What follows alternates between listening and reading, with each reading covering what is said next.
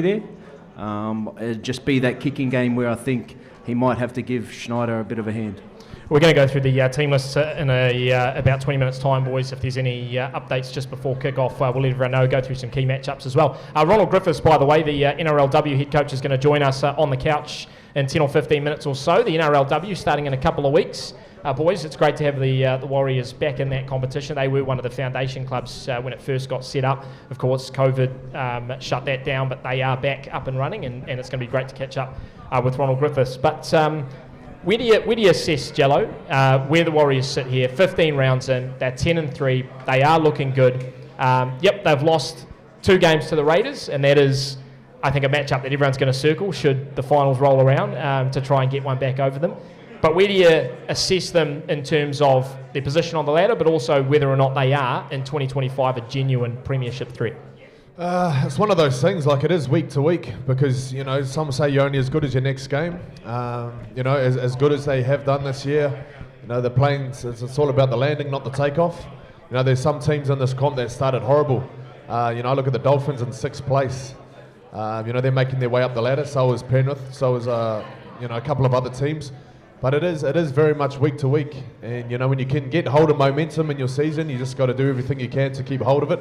Everything that the Warriors are doing off the field, on the field, it shows that there is something more than just fluke, more than just getting through close games by sheer dumb luck.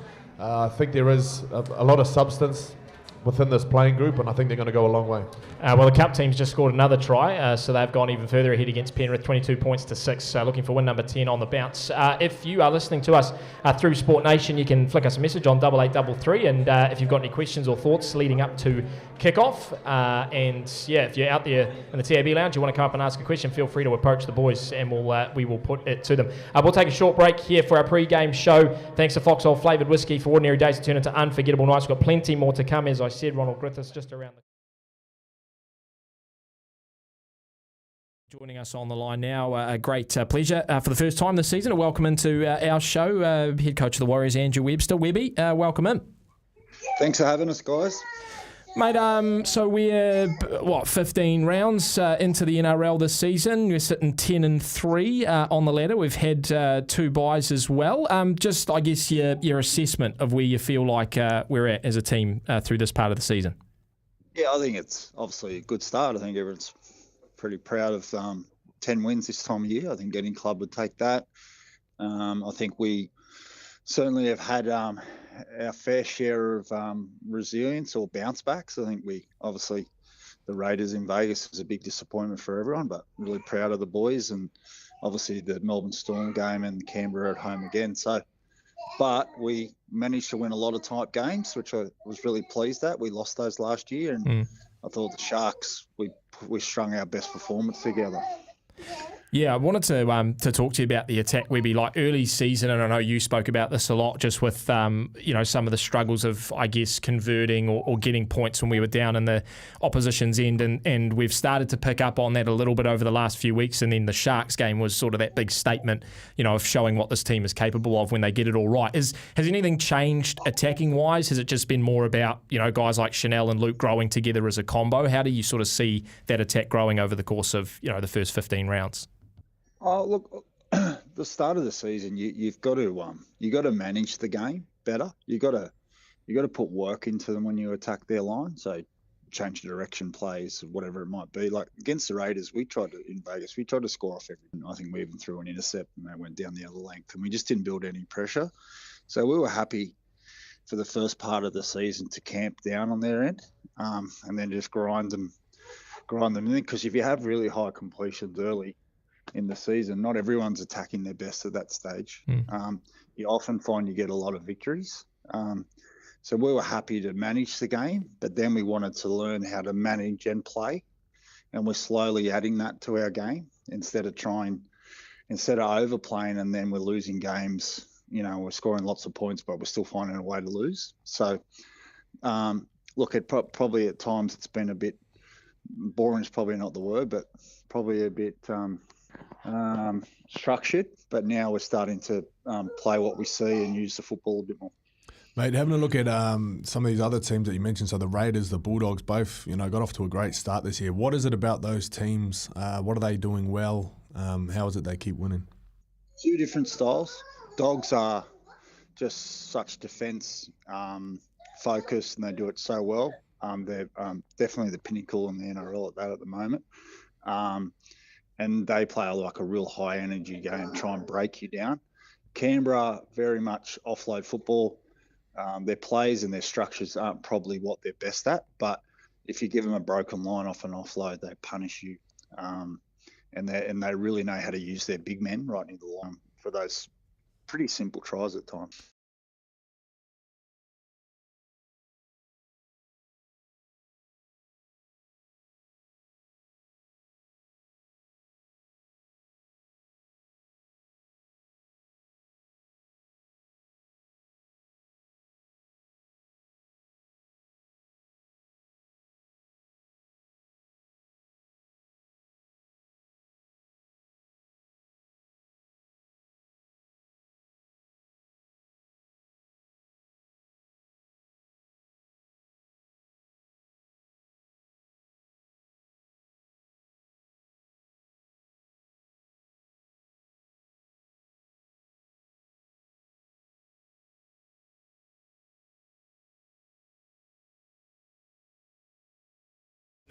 Thanks to Bunnings Trade. No matter where you are, Bunnings Trade is here to help.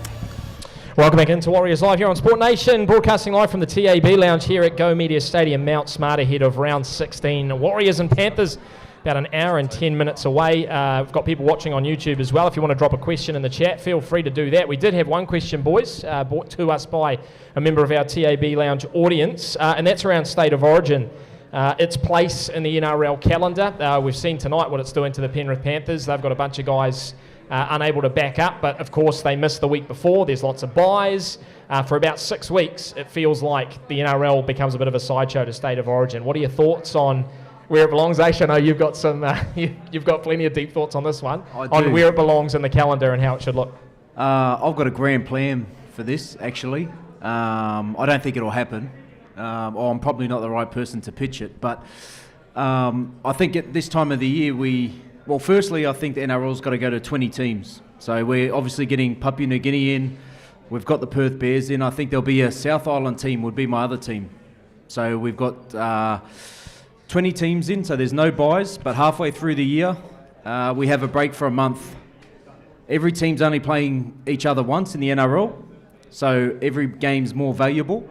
But at that break, we've got the Origin on, we've got the Women's Origin, we've got internationals, Samoa, Tonga, New Zealand, so they all play for their country. You also have a Junior Kiwis versus a Junior Kangaroos, so you see all the young talent up and coming. But everyone's off for a month, so most of the people that are in NRL teams will be playing over either in the Origin, the Junior Kangaroos or Kiwis. That's what I would do.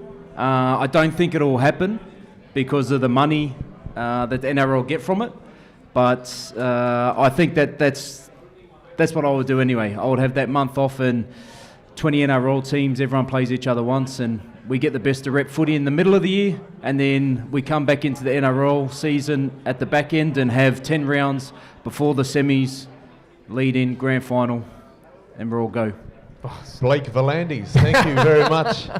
Mate, I agree. I think that's a good idea because it's a long regular season. Like 27 rounds is a long time. I think you need something just to break it up and keep it fresh. The only other sport I know that has such a long regular season would be the NBA, and people do lose interest. People clock out of the regular season and just wait till playoffs.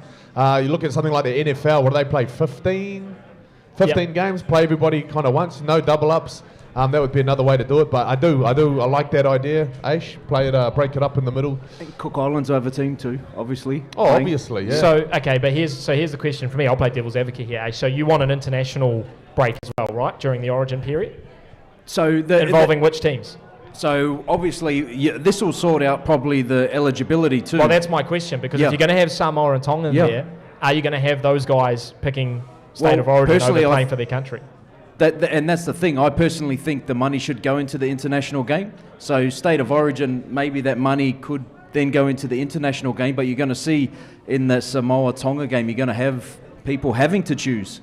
And then the people that are in Queensland, New South Wales, that will be a selection for the Australian team.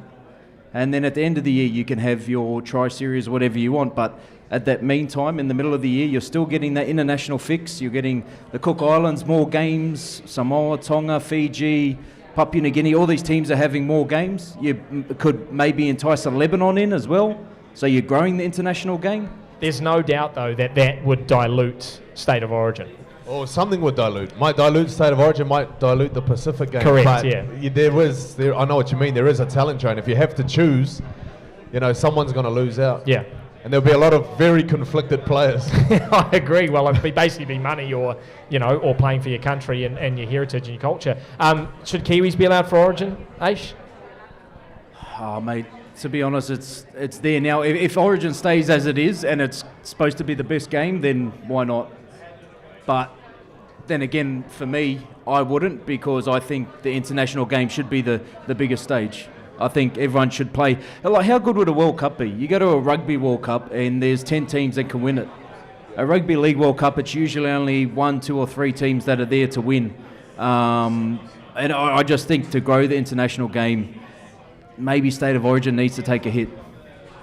Who do you think suffers the most during the State of Origin period? Is it the teams that have their State of Origin players out? Is it the teams that get the big buys? Or is State of Origin sometimes a good thing for teams? We see some teams that out of the State of Origin period tend to pick up their season and push toward, rep players come back, they've got the experience, they've got the flavour for it. Who do you think benefits the most and maybe disadvantages the most from State of O? I think there's pros and cons everywhere. And you mentioned that one there. You got guys that, I look at Latrell Mitchell. It's only when Origin chat comes along he starts to fire up and he plays his best footy. Even Kurt Capewell, he's played some of his best games while this Origin window has kind of been open. So it definitely does something for those guys. But of course, having to leave their team, there's going to be a con for whichever team they play for. So it's hard to pick. And as far as Kiwis playing, I think it's got to be on an individual basis, because someone like Alex Glenn played and lived in Queensland for 15 seasons. Like, I think he's eligible. He said he wouldn't put his hand up out of respect for the jersey. That to me says he respects that jersey so much, you should definitely be playing. It's an interesting one. It is 3:53 here on Warriors Live Sport Nation. We are broadcasting live from the TAB Lounge at Go Media Stadium Mount Smart. Also live on YouTube as well as on our frequencies. You can text us anytime on 8833. If you've got a question in the crowd, feel free to come up and put it to the boys. Like I mentioned earlier, we're going to have Ronald Griffiths just around the corner, the NRLW head coach. The Cup team still ahead, 22 points to 12 over Penrith with 19 minutes to play. Just before we get to a break, fellas, something I did want to talk about. There's been a lot of chat this week. Andrew Webster talked about it on our show, Jello.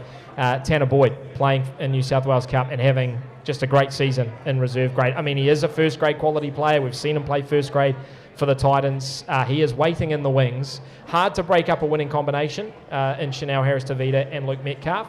But do you think Tanner Boyd at some stage deserves a shot in this first grade side in 2025? I think he deserves a shot now, for sure. But, just the way the team is and the way the boys are going, I don't think the other two deserve to be missing any games. So it's a tough situation to be in. I know on the Wednesday, Sammy, you mentioned he possibly took his player option, 2026. Is there any petrol on that fire since then? You should tell me, Jello. Where did this come from? It came from you. You tell me. Did I tell you? Yeah? No, I don't think I did. It might have been off air. Sorry. I'll put that back in that my was pocket. Chatham House rules, Jello. But what the player option that he would move on or that he would stick around? Well, from your mouth, you said that he took the option to stay. Yeah. Well, I know he has re-signed, but I don't know whether that was part of this player option or not, Ace. But the chat around obviously is, would he slot into a 14th man role? We've obviously got Tamaiti there. I feel like if you had Tamaiti and Cup, everyone would be saying the same thing. So it feels like, but this is what you talked about earlier, the headache of a coach. And you've got to remember as well, if you're Andrew Webster, you're trying to make a consistent 17 every single week, whilst also giving enough opportunity to these guys in New South Wales Cup, because we know the clubs are circling. We know there's clubs out there that need 6s and 7s and centres and outside backs.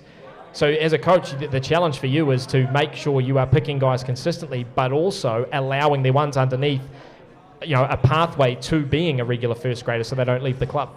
I think as a coach, his responsibility is to make an environment that not only players are going to develop and grow, but they're going to enjoy and thrive in. And I think if we look at Tanner Boyd at the moment, he's enjoying his time here because, according to you, is that right, Jello, that he wants to stay, Sammy?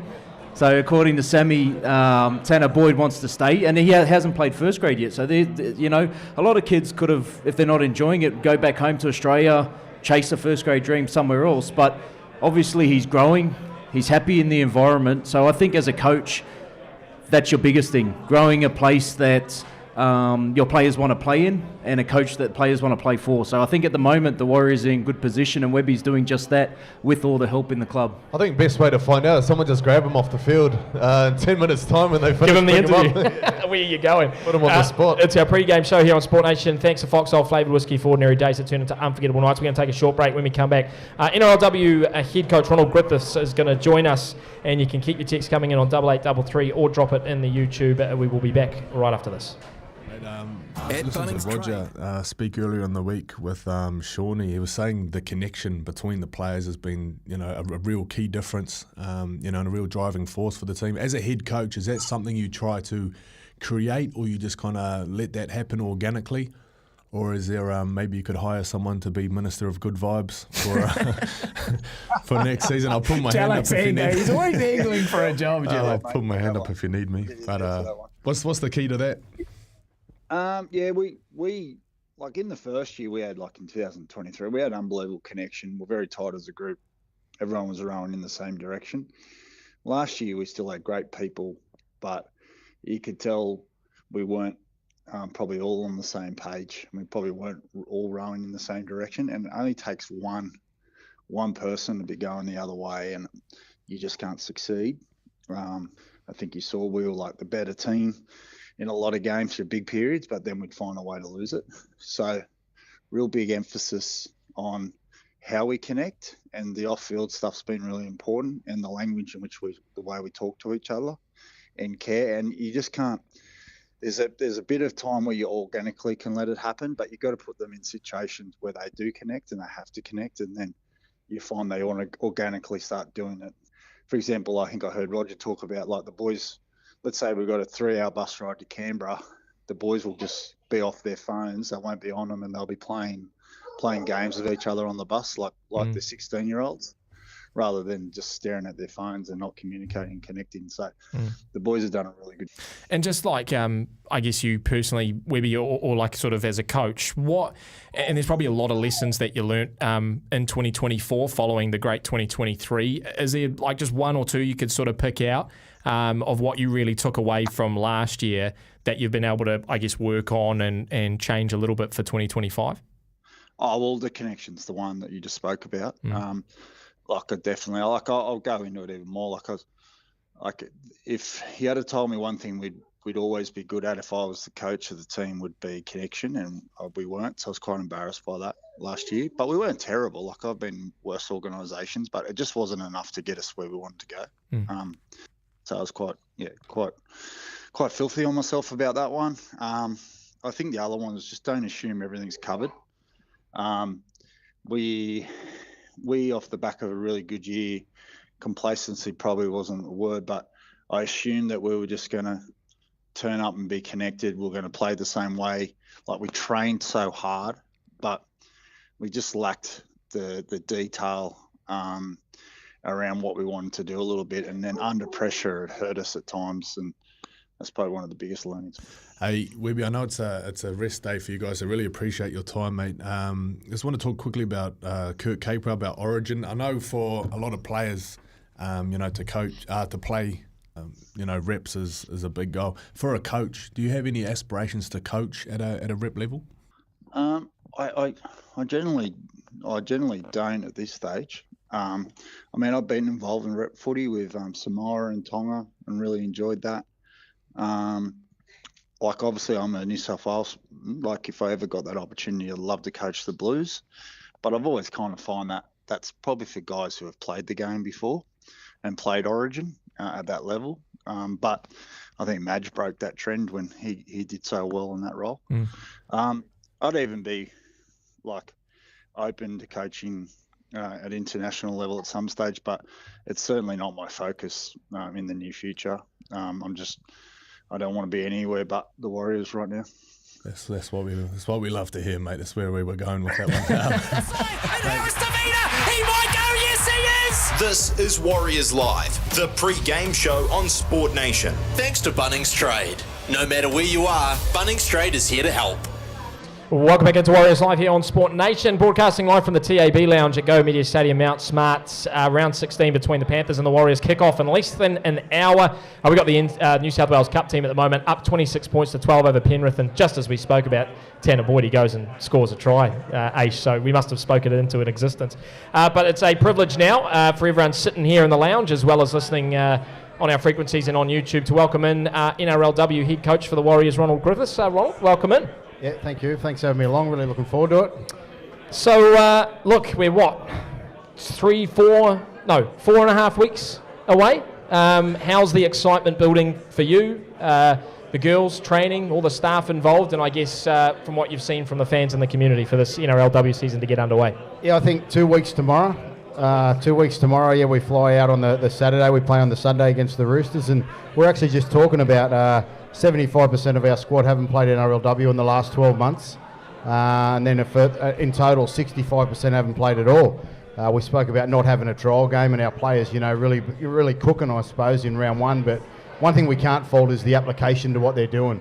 They're certainly going to be a very physical, tough team. And, I was fortunate enough to be involved in a couple of good sides at Newcastle. And I've seen some traits with this team that are probably unrivaled when it comes to, women's rugby league, just how tough they are and committed. And, everything they do, they attack with vigour. Can I call you Ronald? Yeah. Griffo? Ronald or Ronald. Yeah, good, sweet. No, with that said, there's no trial games, and you're talking about Newcastle. Has this been a different build?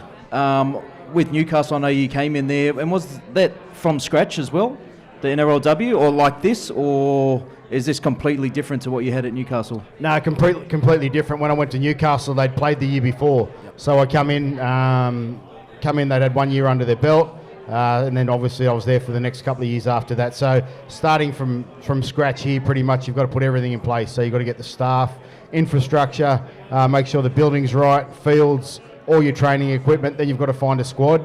You've got to manage your salary cap. So it's been a big journey from where we started to where we are now, 12 months on.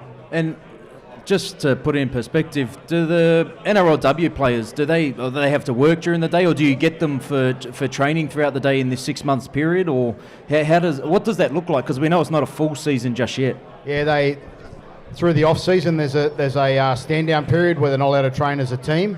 Yep. They could jump in small groups and train together if they like. But then leading into the season, until you get into your pre-season, that's when you can have all 28 players together, but they can only train from 4 till 8 o'clock at night. So 4 in the afternoon till 8 o'clock at night. So you can imagine that some of these ladies have got kids, they're working, they've got needy husbands, so they've got to go home and look after them as well. So it's a really big job. So I think, our staff have got total admiration for some of them, what they're doing. Like, they'll work an 8-hour day, go home, look after the kids, come to training, go home and then cook for the kids and put them to bed. They're certainly lots of admiration for what they're doing. Ronald, what's your story in terms of rugby league? Is it something you grew up with? Have you loved the game since an early age? Who got you into it? And the coaching side of things, how did that sort of all take shape for you? Yeah, I grew up with rugby league. My dad was the captain coach. He used to coach the Newcastle All Blacks, and the lessons I learned as a coach, as a young boy, when I watched him coach, are the lessons that hold me in good stead now. And that they were lessons that were passed on subliminally without me even knowing. But those principles were embedded in me, and it shapes my philosophy today. I played rugby league when I was young. I played from 5 years of age. Played in the Newcastle competition. All my juniors were the Woodbury Warriors, then into the Newcastle competition. But I love footy so much. I'd go to sleep with the footy. I'd be getting up and I wouldn't sleepwalk, but I'd play the ball in my sleep. Different things like that. I just loved it and been around it my whole life. So I started captain coaching at 24, and I did 1 week. I coached the team for 1 week after our coach got sacked, and then we played that weekend, and that was it. I knew I wanted to coach for the rest of my life after that. And in terms of the women's game, what interested you about that initially, and how did the opportunity come about to be involved?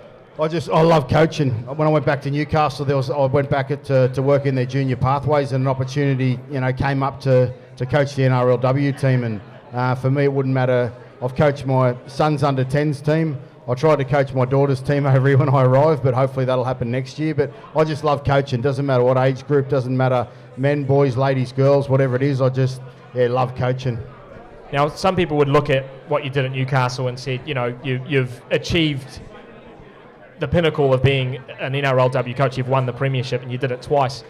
What is it about this Warriors challenge that excited you the most? Why did you want to come here and take this on?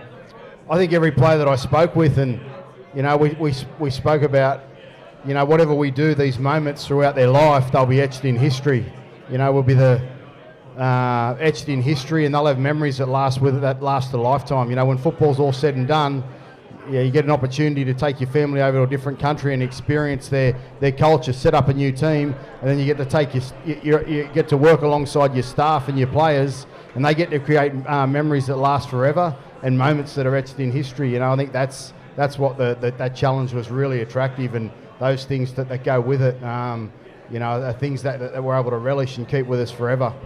Hopefully we do get that trophy at the end. I'm not putting anything there. It's a long season. Like you said, only 75% haven't played in over a year. You've probably got this question a lot, but for a lot of people that don't know too much about this NRLW team, who's impressed you in the short time you've had, whether it be a household name that's been in the NRLW squad before or a young junior just coming up? I think the players that have come across from Union, their professionalism has really impressed us. The Sevens players, they've been exceptional. They've showed our ladies how to be professional athletes, because the reality is NRLW is not professional. They're part-time, so they've showed us how our athletes how to prepare. But I think in terms of rugby league, we've got a lady out of Auckland Rugby League called Kai Atai. Just where she started to where she is now and how fit she is and her attention to detail, she's been impressive. We've got another young lady who was she was over in Australia, hasn't played NRLW, but she's represented New Zealand in softball. Just her work ethic. Maher and I reckon the other one is probably, the other two is probably Hudata Butler, who we brought back from the Cowboys. She's a senior player. Her and RPE Nichols, they've been really good for us. So it's probably the unheralded ones like Maher and Kai that have been really good. They're like cactuses. You don't have to water them. You don't have to give them too much love or attention. They just grow and flourish.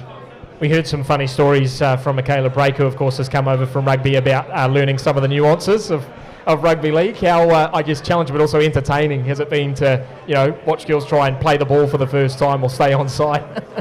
I think we celebrated at first play the ball. I've got a couple of undesirables, the assistant coaches that are over there, and I remember when Michaela played the ball the first time, Paulie Poe just yelled out, "Yes, first play the ball." I think one thing with Michaela, when we've done some contact, like at times, and I get it, it's daunting, but some of the rugby players, their eyes have been like dinner plates. They're going, "Oh my God, do I have to really run into the teeth there?" So it's been great from that perspective. Yeah. What's your vision or your hope for not just the women's game, but this Warriors team in particular? Like the brand that this club has at the moment, with the men's team, with New South Wales Cup, etc. We're selling out venues. That the teams are flying high. What's your dream of what this women's team's going to look like? Not just this year, but I guess the years moving forward. Well, I think there's a couple of key points that go with that. The relationship that we've just struck up with Harvey Norman, where we've got the ability now to go around the country and actually run clinics for young girls, take our players around and develop the game. I think that's one of the most important things moving forward, because if we keep trying to relocate players from Australia, it's not going to work. Long term, it costs too much money. And it's not economical, but I think the long-term vision is, we want to be authentic to who we are as a team. We don't need to replicate anything else. We need to create our own brand. So in 30 years' time, people look back at that team and go, that team, they just kept turning up for each other. They pulled trees up for each other. Just a team that can really lay a platform for years to come that everyone can springboard off the back of. I love that. And you spoke a bit there just about culture and about uniqueness. You mentioned also Hudata Butler. I know she's been in the Māori space. She's proud Māori from Waikato. Has she been leading any? I know you mentioned her and Appy are leaders in the team, but has there been any talk about the culture, and being so unique here in New Zealand? Yeah, definitely. I think that's one thing that we've gravitated towards as a club. We've got a diverse range of cultural backgrounds. Last week we went down the Waikato because we're playing down there, and we spent the night on the marae. We went to FMG Stadium. We need to embrace the culture of all our players, but in particular the Māori people. It's really important for us. So she's been great for us from that perspective. But I think she's going to play a pivotal role in making sure that she shapes our culture and what we're known for as a team. Awesome stuff. Well, Ronald, it's been great to catch up with you. 2.5 weeks, it seems like it's come around so fast. And we're all so excited about what this women's team's going to do and carrying on everything else this club is getting right on and off the field. So appreciate you jumping on. Everyone in the club rooms, we give a hand for Ronald Griffiths, NRLW head coach, and there'll be action in a couple of weeks' time, so make sure you get it right in behind them. Thank you. All right, we're going to take a break here on Warriors Live. When we come back, we'll go through the team lists ahead of kickoff in around about 45 minutes' time. The Panthers and the Warriors go through some of our key matchups as well. At Bunnings Trade. Back into that Origin team, him coming over to the Warriors, has he hit the expectation of what you expected him to bring to the team? Now I have, yeah. I think Kurt would admit it too. He didn't get to play the way he wanted to play, but we probably weren't going as well either. And last year, probably not everyone got to see what he offers. I can promise you right now, he offers more at around the building than he does on game day. And on game day, I still think he has a high input. Like his work ethic, he'll never get beaten on effort. What he gives us as far as camaraderie is unbelievable. And I just think it's so cool for him and for Queensland that he's back in the team, and it's the right selection. And unfortunately, we don't get to pick him this week because it's too hard to get from Perth back to Auckland to play. But we're just so glad he's in that arena. I'm really proud of him. It would have been great if you did pick him and then all those Penrith Panthers were left out for the same reason. Would have really showed where the priorities lay. Hey, Weeby, just a quick injury update. I know you've spoken a bit about this over the last couple of weeks, so apologies if it becomes a bit repetitive. But Rocco, Ali, how are they tracking along? Is there an expected return date for those two? Mate, Ali will probably be 4 to 6 weeks. He's just had surgery on his ankle. So unfortunately, and Rocco Berry could be back in the next 2 weeks. Awesome. Oh, well, that's good to hear. And one thing that a lot of people are talking about with, some of these younger guys that are now getting increased game time, and at times you do have to dip into your depth stocks and pull guys back up from New South Wales Cup. And a question that I had around not so much retaining talent, but I guess the man managing that you have to do as a head coach, to ensure that, guys that are playing really well in Cup, and you use someone like Tanner Boyd as an example as well, to ensure that they're getting enough opportunity, to show that, hey, we really do want you here. There is a long-term future for you here, because we know that there are other clubs out there circling these guys. They'll be wanting their services. There's clubs that are after a half. They're after a centre or an outside back. How difficult is it for you as a coach to manage, making sure your 17 is consistent, but also giving guys enough opportunity to, keep them there and keep them wanting to keep going? It is difficult. It's difficult when both teams are winning, but that's how you want it. Like, it's a good headache to have because, I think Cup's are 3 wins clear of their nearest opponent, and we're in the top 4. So you want that as a club. Everyone would do anything to have that depth and that competition. I think you can only handle it with honesty. Man managing is really clear. This is where our pathway for you.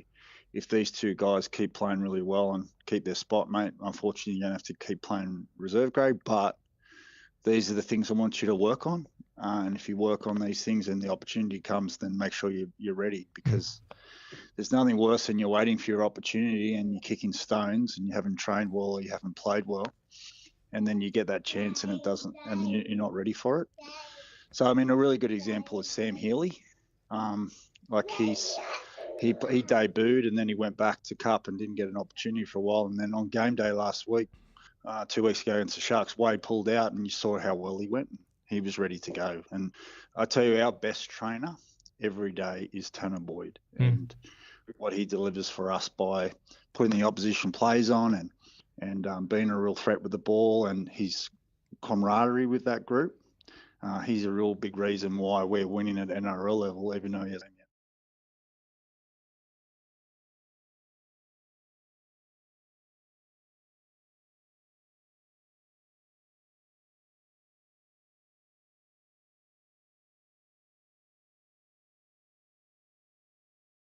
No matter where you are, Bunnings Trade is here to help. Welcome back into Warriors Live here on Sport Nation, broadcasting from the TAB Lounge at Go Media Stadium, Mount Smart. We got kickoff between the Warriors and the Panthers in around about 45 minutes time. Fellas, the team lists and the 1 hour update are in. So we have confirmed 17s for both the Warriors and the Panthers. We'll run through them quickly, get your assessment of both. Starting with the Warriors, Chancellor Krookstar will be in the number 1 jersey with Dallin, Watini Zalesniak and Roger Tuivasa-Sheck on the wings. Moala Graham Tofa gets his 5th NRL game in the centres alongside Adam Pompey, Luke Metcalf, Chanel Harris-Tavita in the halves. In the front row, James Fisher-Harris going up against his former club, Marata Niakore. Wade Egan, the number 9. Jacob Laban and Leka Halasima in the second row with Aaron Clark, the number 13. On the interchange, Te Maire Martin playing in game number 100 this evening. Jackson Ford, Dimitri Waimunga and Tanner Stowers-Smith. We'll start with you, H. What do you make of Webby's 17 for tonight's clash? Yeah, I like it. Very consistent. Aaron Clark at lock, I think, is going to have another big game. Lukey Metcalf and Chanel Harris-Tavita have been outstanding this year and just keep growing. So for me, this is the team. I like a big shout to Te Maire Martin, mate. I remember him 15 years ago now running around for the Tigers in the under-20s and absolutely dominating that comp. And, you fast forward to a COVID year when he came back after being medically retired, and I saw him in Waikato, and he actually said he was going back to the Broncos, and it's just been one heck of a journey to 100 games when you think about a 14-year career that's, spanned over a couple of clubs, a medical retirement. He could almost write a book with that 100 games. But, mate, I think the boys will live for him, and I'm excited about this game with this team. For the Panthers, they have made a couple of late changes ahead of kick-off. So Dane Laurie starts in the number 1 jersey, Paul Alamotti and Thomas Jenkins on the 2 flanks. Casey McLean and Isaac Tango in the centres with Blaze Talangi and Brad Schneider, the 2 halves. Moses Leota and Lindsay Smith start in the front row with Mitch Kenny. In the second row, Scott Sorensen pairs up with Luke Garner. Isaiah Papali'i is going to be starting in the 13 position. That means Matthew Eisenhuth onto the interchange with Trent Tolau, Liam Henry and Lauren Patea. What do you make, Jello, of Ivan Cleary's 17 and no Origin stars and a couple of changes putting Papali'i back in the 13 role? Like I mentioned before the game, there's a couple of young guys on this Panthers team that have taken a while to get going this year. But Milky Jenkins was 100 plus player performance points the other week. He's in a bit of form. Another guy that I'm expecting a big game out of is Isaiah Papali'i. Every time the Kiwis come back home, back to Mount Smart and play, they always seem to go well. He came here last year with the Tigers. He scored a try, one of the great try celebrations of the season. And I think he's going to have another big one. He's going to have a lot of family here tonight. I think he's going to have a big one. Starting at lock, you said, Sammy. Yes, he is starting at lock. 32 points to 12, the New South Wales Cup side over the Panthers. So they've made that win streak 10 games now in a row, the New South Wales Cup team, and they will cement their spot at the top of the New South Wales Cup ladder. Key matchups for the evening, boys, as we run through the 2-17 side by side. H, start with you. What's your first key matchup of the evening? My key matchup is the 2 number 13s, Isaiah Papali'i versus Aaron Clark. I think that's the one that's going to matter. And what I love about Aaron Clark's game this year is his timing and his patience with the ball. He knows when to take it to the line. He knows he's picking the right options, but he also knows when to tuck it under the arm and just go to quick play the ball and get the Warriors on the front foot. So for me, I think if Aaron Clark's going forward, and he can be that link between the halves, I think the Warriors are going to have a lot of success out there. Right, the 2 number 13s. Matchup number 1, Jello, you can take us to matchup number 2. What are you liking across the 2 17s? I'm liking it's both matchups with the wingers. So Tom Jenkins and Alamotti on the stings there for the Panthers. Roger and Dallin. There's not too many games where we've had both these boys on the field at the same time. Of course, Dallin missing a big chunk with that wrist injury, but he seemed to really find his scoring form against the Sharks. And I think this could be the day where one of them get a hat trick. So that's the Oh, yes. that's a little preview to the multi I've put together. I've got Chance running for 200 metres. I've got one of these wingers scoring a hat trick, and I've got the Warriors to be the only team to score 20 points today. Oh, I love it, Wow. Jello. All right, there's a little inside peek for you if you are a gambling person. Ace, we'll let you finish up matchup number 3. What do you reckon? Matchup number 3, look, it's a bit cliche, but I'm going for the 7 and 6s, the Batman, the Robins. I'm going for Schneider and Talangi versus Metcalf and Chanel Harris-Davida. I spoke to before Schneider in at 7, he's going to have to do majority of the kicking. Blaze Talangi, not a known kicker, but I think he's going to have to try and take some pressure off Schneider. But this is where I think the Warriors can attack them.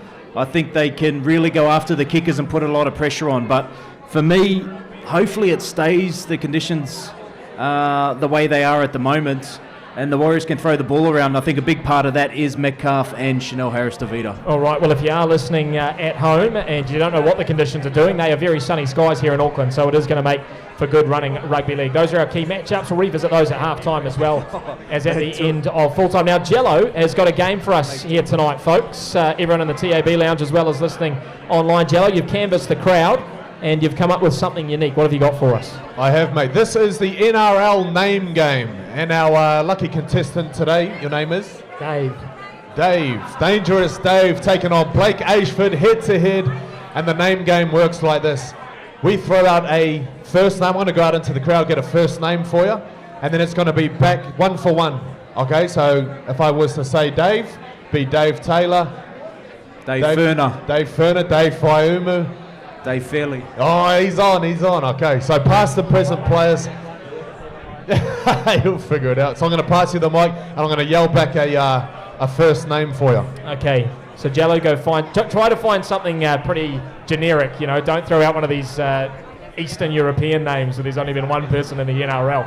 Although, Ace, you are a big history buff. You know your NRL history, so this is going to be very, very interesting. This is different. Chris. We've been yelled out from the crowd, Chris. So the name is Chris. Who wants to go first? How you feeling, Dave? You look nervous, man. You look nervous. All right, Ace, you start us off then. Chris's of the NRL, past and potentially present. And we'll start with you, Ace. Chris Flannery. By the way, I'm just going to assume that you're right here, Ace, because you know a lot more about it than I do. All right, Chris Flannery. Dave, over to you. I can't think of anyone. Blake. Oh, don't get us done on. That is a hard name. On name number 1. That is a hard name. We need to find another one, Jello. I didn't want to end it on the first name. Chris who? Chris Hetherington. Chris Hetherington. All right, there you go. He's got you off the mark. Chris Hetherington. Ace? Chris Hyington. Chris Hyington. We're staying with the H's. Do you know more Chris's? No, that's all he knew. That's all he knew. All right, well, we're going to need another name now, Jello. 1-0 to Ace, they say. This is the danger of running these games on the fly and not picking a name beforehand. Ben. Okay, Ben. That's a bit easier. I can name a couple of Bens. Ben. Oh, Ben. Ben. All right. Well, you can start, Dave. Ben. Ben Hunt. Ben Hunt. You got to say it into the microphone, my friend. That's what they're for. Ben Hunt. Ace. Ben Matalino. Ben Matalino.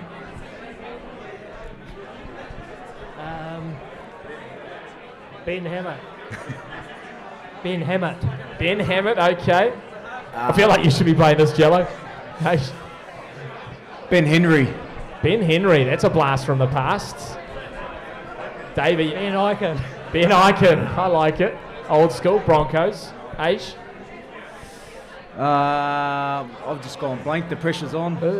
That's what happens when the crowd's in front of you. There's plenty out there. Ben Walker. Oh, there you go. Ben Masilla. Oh, Ben Murdoch Masilla. Ben Murdoch Masilla. I like it. Aish. Ben Trebojevic. Oh, Durbo. Was it 1-2? Yeah. You can phone a friend here, Dave. I think I run out of Ben. Jello, you should just be playing this game yourself. Ben G. Marshall. Ben G. Marshall. I'll take it. Aish.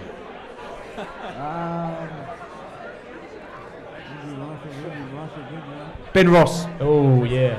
What, Rabbitohs? No. Rabbitohs and Sharks. Yes.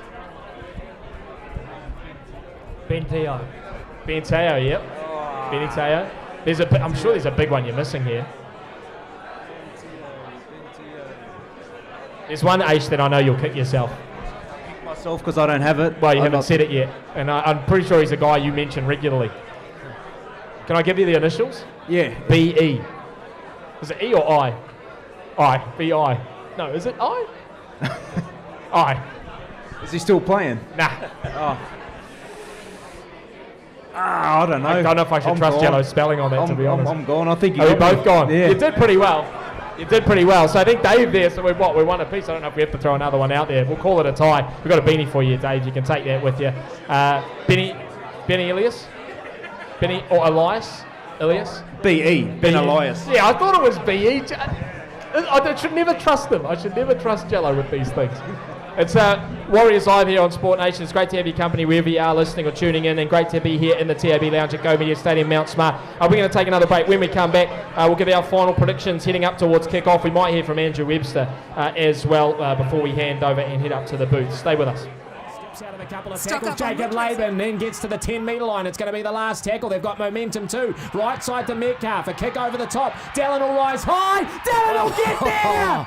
It's a carbon copy of last week against South Sydney. Dallin rises up, takes the catch, and the Warriors have the first 4-pointer of the evening. As the Sharks spread out on this right side now, Ramey gets away from his man, and Pompey gets the offload away back onto Will Kennedy, and Kennedy looking for another pass is cut down by Nickel Klukstar, and now the Sharks on the last tackle are going to get 6 more. I think Nickel Klukstar just held him a touch too long, and now Jackson Ford joins in, and they've got 6 again. Cronulla 20 out from the Warriors line. That was the last tackle, and they gave up 6 again. Here's McInnes playing it on tackle 2. Now 12 away. They go towards the left side. Brayley, here's the space. Nico Hines through the hands. Trindle, Kealino, Hiroti for the corner, and he's got it. The Sharks answer back. They do go 90 metres. And off the back of a 6 again, they score their first 4-pointer. It's going to be 10 points to 4 and a kick to come. Shifts out now back to Kennedy. Kennedy, big pass over the top. Touches a Warrior's hand, but Katoa gets it. They might get 6 again. No, it's going to be last tackle.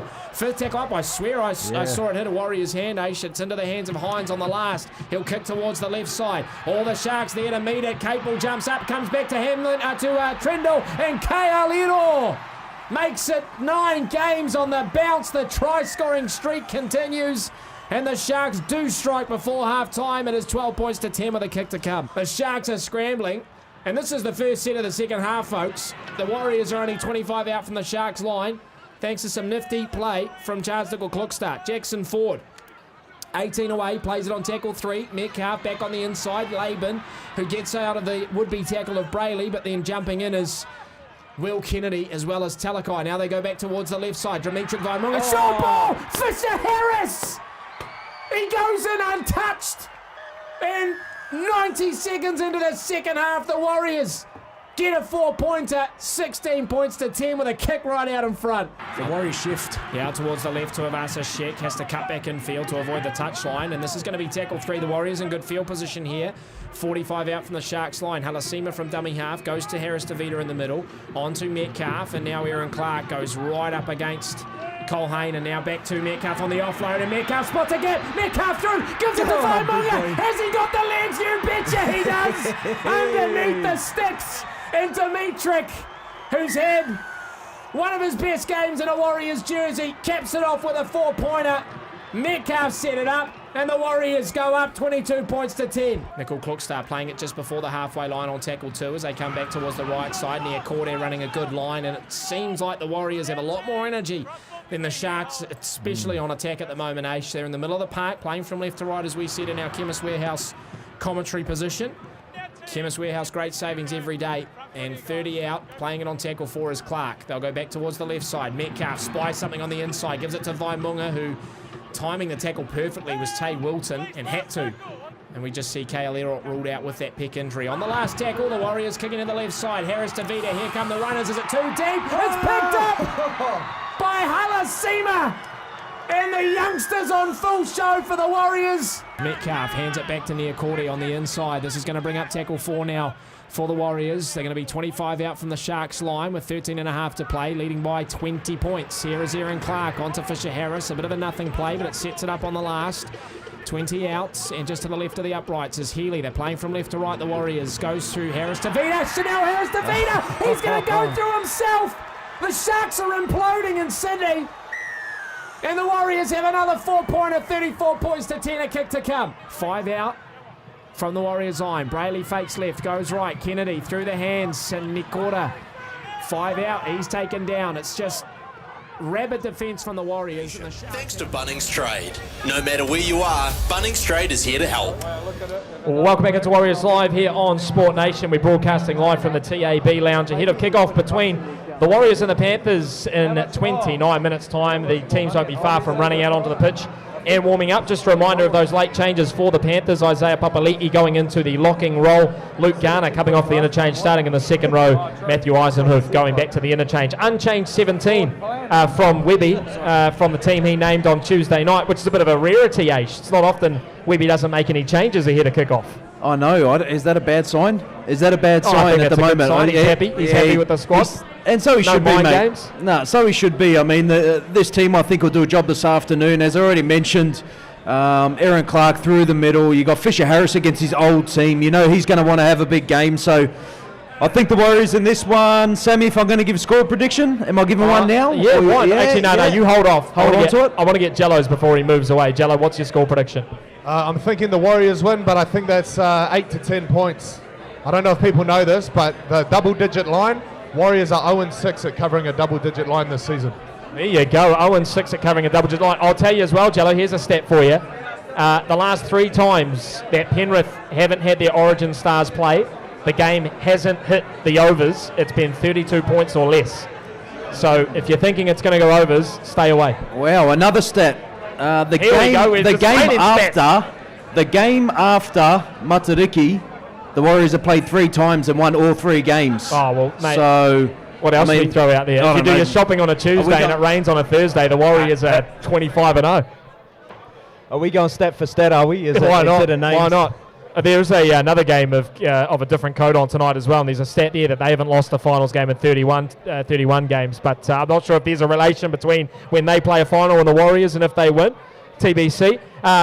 So what is your scoreline prediction, Aish? My scoreline prediction, I think the Warriors win this one. I think they win this 28-10, Sammy. 28-10, 18-point margin. Where do the points come from? I mentioned, I think a couple might come from Wade Egan, I think, through the middle. I think he's going to have a big game tonight.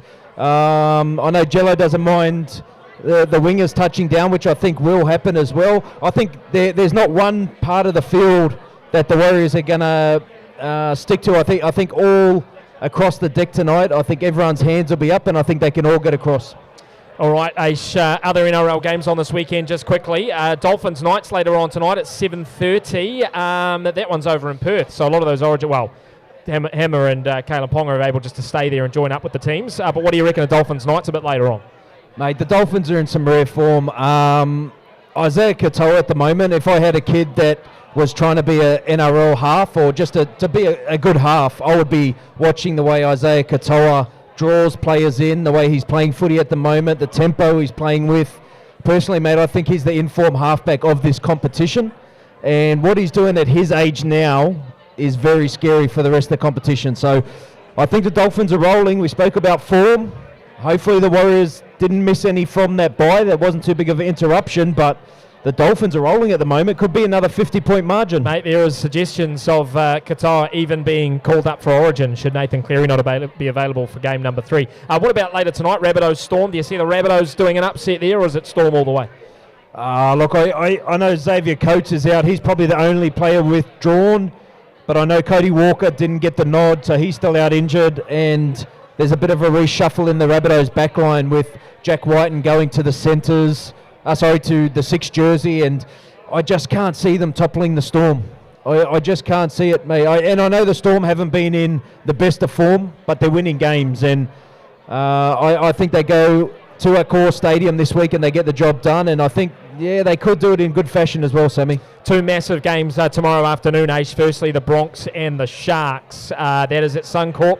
And the Sharks, on paper, they've got the team. The Broncos finding a little bit of form, but both of them, you would say, overall disappointing so far in 2025. It's just so unpredictable. Who do you pick in that? I mean, the Sharks looked awful the previous 2 weeks. They got home against the Dragons team last week that had them early on. but I can't read enough into either team just yet. I do think Reece Walsh, though, since I know it's only one game back, a small sample size, but he's given that little spark, I think, to the Broncos pack. So there's a bit extra there the Broncos have. After those big forwards lay the platform, you do have Reece Walsh and his speed destroying the Sharks tonight is what I think will happen tomorrow. You think they're going to win the Bronx? I think the Broncos do get the win at home. I think they start to win more games than they lose from this point on. Interesting. Roosters, Cowboys, that is tomorrow at 6:05. That is also a very mouth-watering clash. Most of the Origin stars are all named. What do you reckon? The Chooks keep rolling? So I heard something today. The Roosters have lost at home to all Queensland teams. We know the Broncos beat them by 50. The Titans, funnily enough, came to Allianz and beat them as well this year. So can the Cowboys make it that trifecta? I can't see it. I personally think the Chooks, there was that distraction with Sam Walker coming back, or I wouldn't say distraction, but an improvement. But I think the way that Sandon Smith and Savala are working together at the moment, and that backline is very dangerous.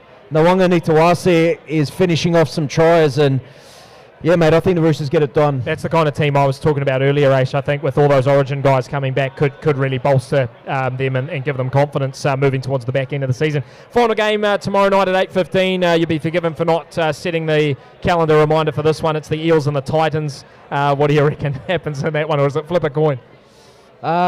Personally, Mitchell Moses still out for a big time. Dylan Brown out as well. Yep. It's going to be hard, and I think the Titans are finally settled on a spine. I know it's unfortunate. Keon Kinney's picked up an injury and been out for a while, but you've got Kieran Foran there who straightens the attack for these young stars. Jaden Campbell in the 7 jersey, who's just flair. He's got so much flair about him, and he's just growing every game in the 7 jersey. And then you got AJ Brimson just bringing the ball back from fullback. So I think AJ Brimson feels at home with the number 1 on his back. I think the Titans get it done, Sammy, but I think there'll be a lot of points. I'm talking like a 31-30 game. Oh yeah, I like that one. Bulldogs, Dragons, Seagulls all on the bye this weekend. To the NRL ladder just quickly for you, updating in the top position, the Bulldogs on 28 points, second the Raiders on 26. They have just had 1 bye though compared to the Bulldogs 3. The Warriors in third on 24, and the Storm rounding out the top 4 on 22 points. The rest of the top 8, Sharks, Dolphins, Broncos, Seagulls. Sharks on 18, the Dolphins, Broncos, Seagulls on 16 apiece. Then you got the Roosters and Dragons both on 16. Penrith just in behind them on 15 points in 11th. Cowboys on 15 in 12th. And the West Tigers, the Rabbitohs, 13th and 14th respectively on 14 points. Knights, Eels, Titans, all on 12 competition points, 15, 16, 17 on the NRL ladder. Ace, just finally, as that 17 sits, are there any surprises? Well, I mean, I know there's going to be surprises to come, but are there any teams that are in there now you don't see staying in there? And are there any teams you think are going to fight their way up, perhaps from 12, 11, 10? Yeah, look, there are surprises. I thought Manly were a better team at the start of the year, and it hasn't proven that way. I still think they can turn it around, Manly. But, look, I think it's going to be a tough month, or a tough couple of months for the Dragons, the Tigers. They'll all drop down further. I think that top 8, the most of that would stay, but I would say, Sammy, there's a watch on Penrith, and I don't know who's going to fall out. It could possibly be Cronulla with the way they're playing footy. So that would be my prediction if I've got to give you a take right now. Well, if the Panthers want to find themselves in the top 8, it could start tonight. Certainly they do have to start getting those wins under their belt and string them together. Our pre-game show is thanks to Foxhole Flavoured Whiskey for ordinary days that turn into unforgettable nights. So we're going to wrap it up here at the TAB Lounge, but we're going to head up to the box to continue our pre-game just before kickoff on Sport Nation, so you can keep tuned into us. And while we are keeping you waiting, we're going to bring you some audio of Andrew Webster. We spoke to him earlier in the week, and we asked him first and foremost how he has assessed the team's performances through the first 15 rounds.